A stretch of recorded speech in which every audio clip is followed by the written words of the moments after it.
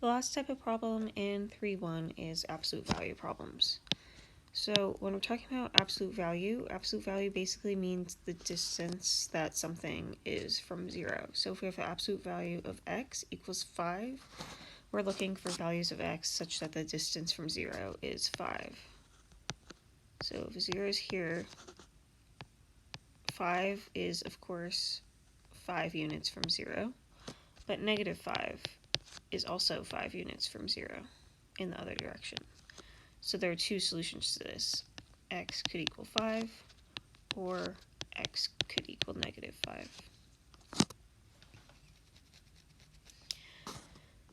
If we have something like absolute value of x equals negative 5, there's not going to be any solution to this because you can't have negative 5 units from 0. That's not, we can't have negative units basically, no matter what, because units don't have direction. So even if you're going in the negative direction here, if you're talking about units from 0, distance from 0, distance can't be negative. This is still a positive 5. So we can't have absolute values equal to anything negative. Okay, so what if then we have the absolute value of x is greater than 5? So if we're on this number line, we want the distance from 0 to be greater than 5. So we could either be over here. We could say x has to be greater than 5, because obviously all of these numbers over here, like this is 6, 7, 8, these are all greater than 5 units from 0. But we also could have everything over here, like negative 6, negative 7, negative 100. So we could have x is less than negative 5, because all of these numbers are greater than 5 units from 0 as well. So here we had two solutions.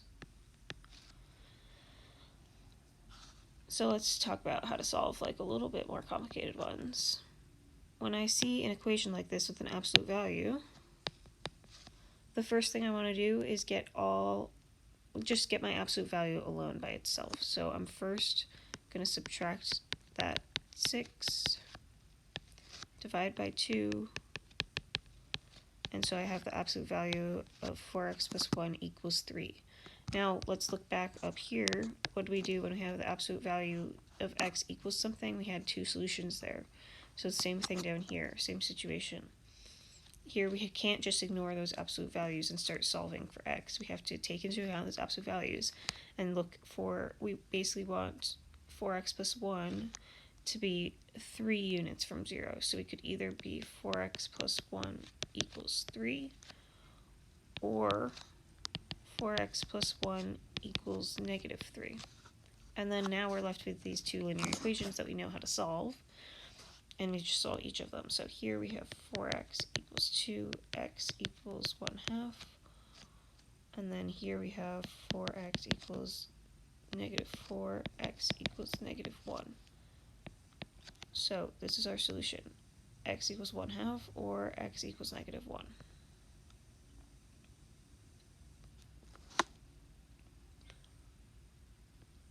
Now what if we have a absolute value and an inequality? It gets a little more complicated. So in the same way that up here we had two solutions, when we had the absolute value, here is what I'm talking about, the absolute value of 5 is greater than 5, and the absolute value, or that when we have the absolute value of 5 is, the absolute value of x is greater than 5, then we know that x either has to be greater than 5 or x has to be less than negative 5. So now when we just add a couple more things around x, the same holds true though, like 2x plus 1 now has to be greater than 5, or 2x plus 1 is less than 5.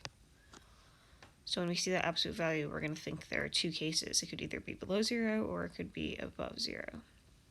And then again, you solve these like we were solving linear inequalities in the first video.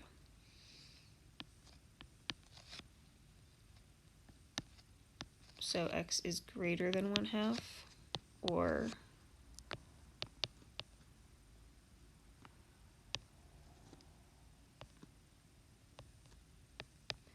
x is less than negative 3.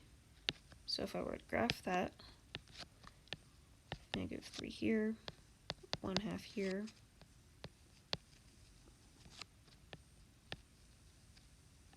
and it looks like this.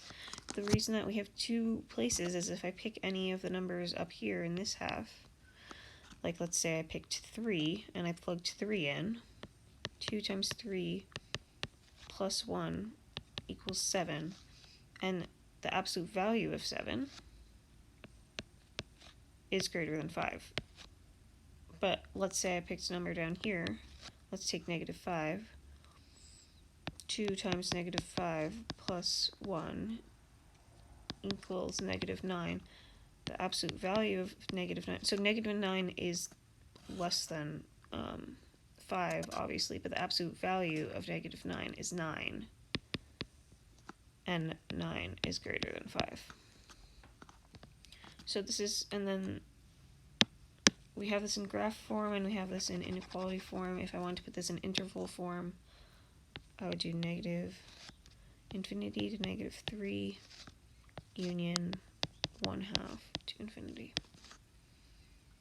Okay, so all 3 of these are your solution.